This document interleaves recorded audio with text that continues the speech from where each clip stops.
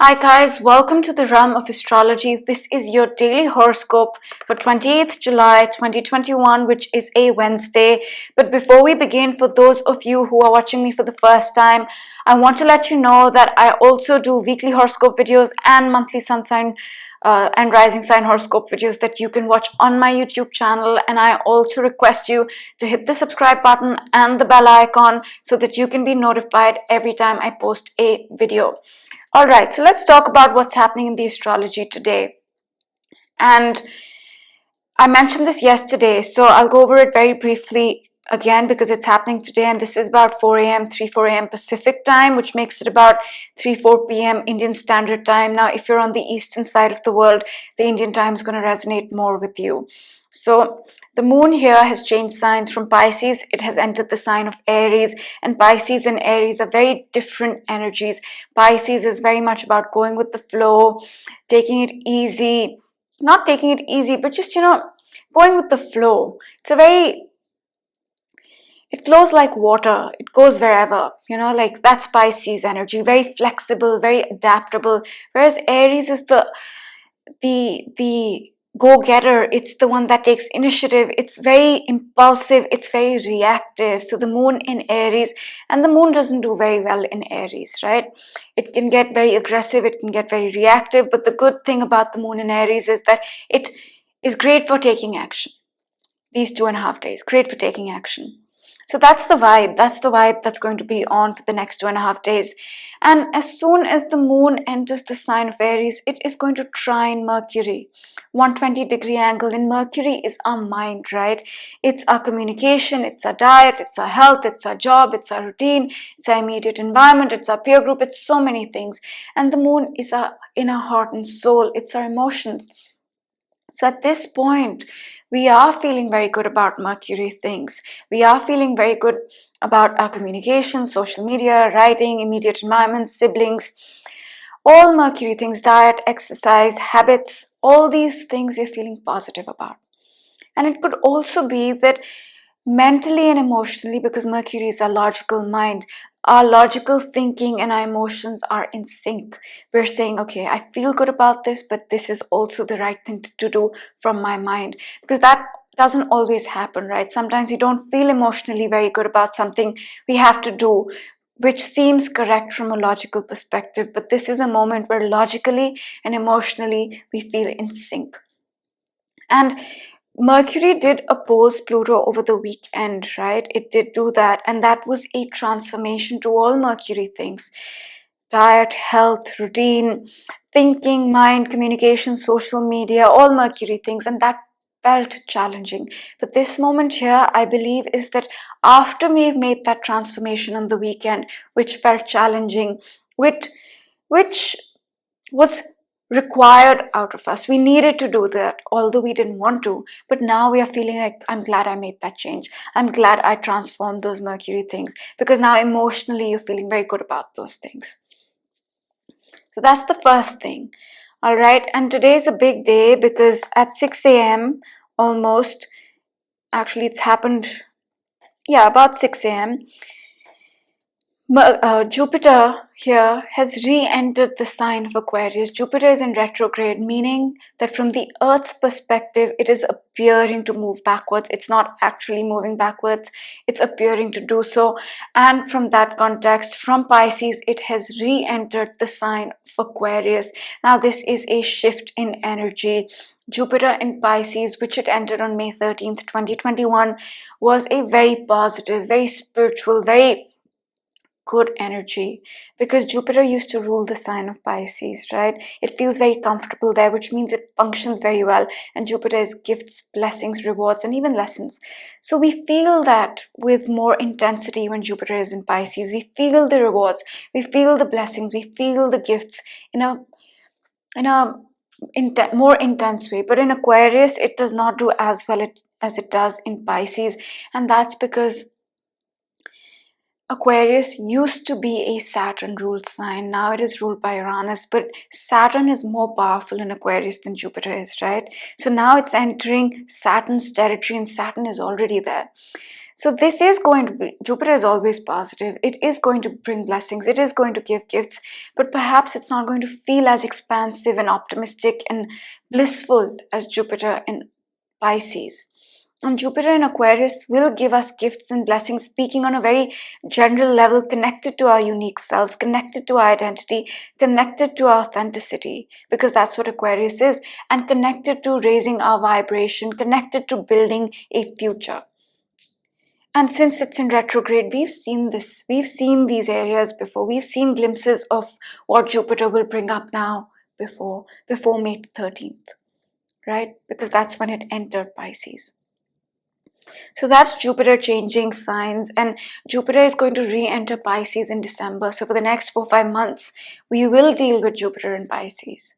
Jupiter in Aquarius, sorry. And let me also mention that we have Jupiter and Mars in opposition, right? I spoke about this yesterday as well, and this energy can manifest in two ways. Jupiter is expansive, it expands anything it touches, right? And Mars is action, its drive, its courage, its willpower. So it could really expand all these things. It could give us immense willpower, immense courage, immense initiative to take action. And it's useful when we are wanting to do something but not finding that willpower.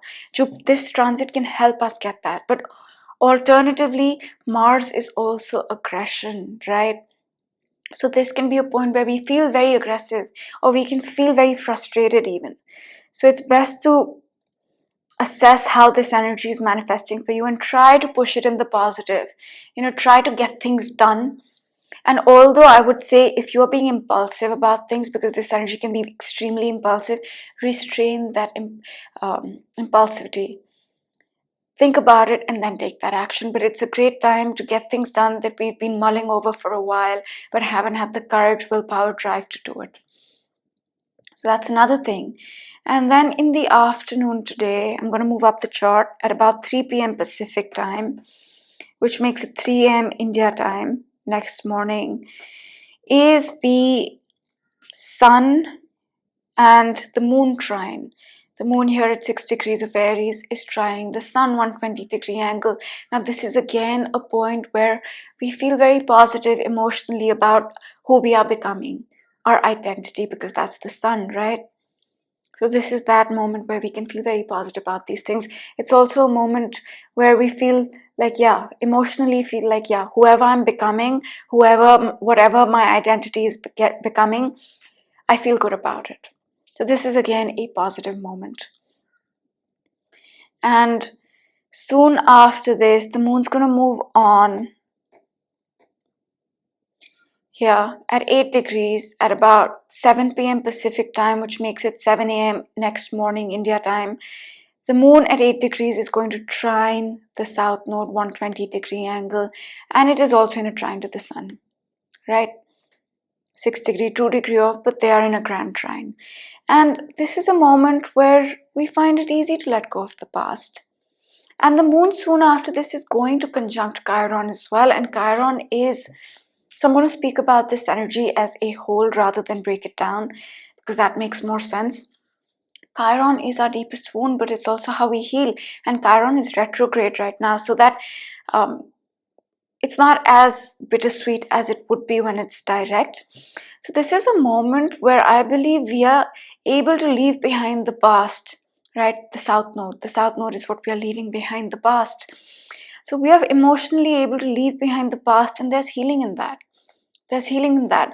And this energy here is also in a sextile to the north node.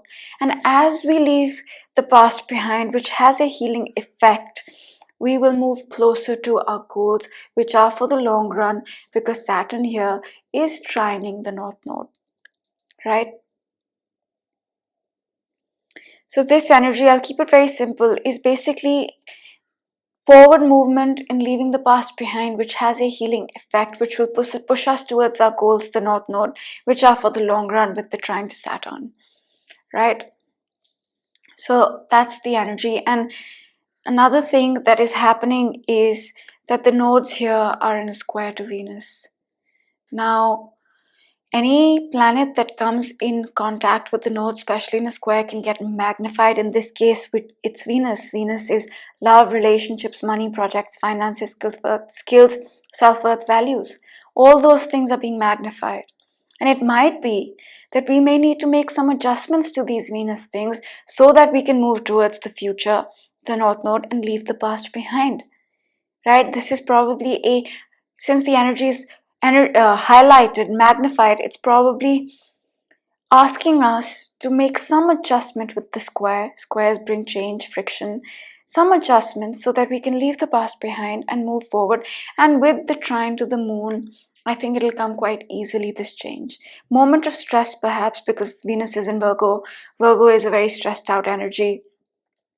Can be a very stressed out energy. I'm not saying if you're a Virgo, you're stressed out. I'm just saying Virgo can manifest like that. We all have Virgo in our charts somewhere, right?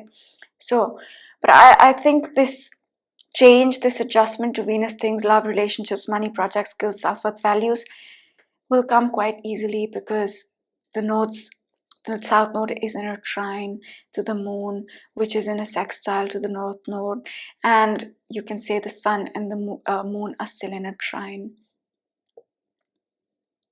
Okay, and soon after this, which I have mentioned, the Moon is going to conjunct Chiron exact. And this is a bittersweet healing, not as bitter as it would be when Chiron is direct, and this is connected to something from the past, since Chiron is retrograde. And that's all I'm going to say for today. I want to keep it short and concise, and we are going to see Mars shift signs, change into Virgo tomorrow, so that's also something we need to speak about. But this is the basic energy for today, and now I'll give you the underlying energies that we deal with every single day, and then I will pick a card for today. And today's cards are slightly different. I will talk about that, but before that, let me tell you that in 2021 we are dealing with the Uranus-Saturn square. Now this energy is very intense, and we're seeing this energy after 21 years, and this energy is asking us to get rid of the old and embrace the new. Okay, that's the basic gist of it. And this process of getting rid of the old, embracing the new, embracing our authentic self can feel stressful because these two planets are in a square. But this is what this year is demanding for us. This is the theme of the year, I would say. Another thing that we are building is a cycle that started in December of 2020 for 20 years and after 20 years with the Saturn-Jupiter conjunction. So they met up in December of 2020 and started a new 20-year cycle, and we will build the base for that foundation in the next 2 years. And we are doing that every day. And the third thing that I will still mention is the Pluto-Saturn conjunction of 2020. These planets conjuncted in 2020 Jan after 38 years, so a long time, and started a new cycle that will stay with us till 2053. And we are still building this. We will continue to build this. So 2021 is a year that is about change, is about building, is about embracing your authentic self. And these energies can feel stressful. So that's all the energy, and now let's pick a card for today. Now today's cards are slightly different. These are lesson cards. So I thought it would be interesting to change it up a little bit and pick a card that's more like a lesson that we need to learn for the day. So I'm going to do that, and I have a really nice guidebook here, so I might just read out of that because I really like the way it's been written. So let me do that.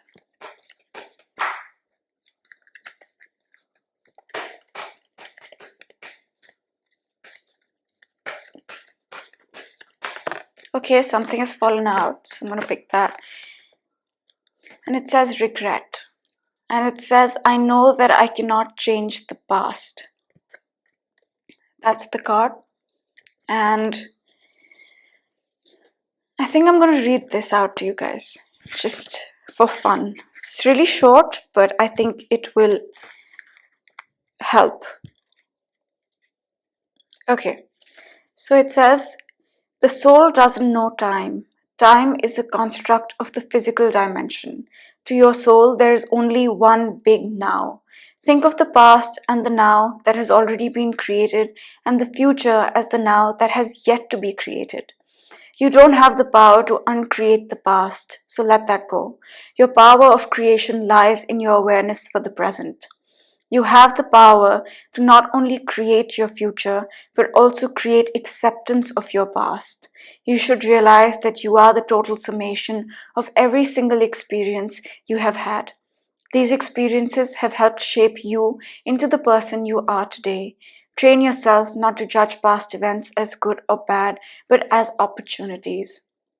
What have you learned from the past that will help enrich your future?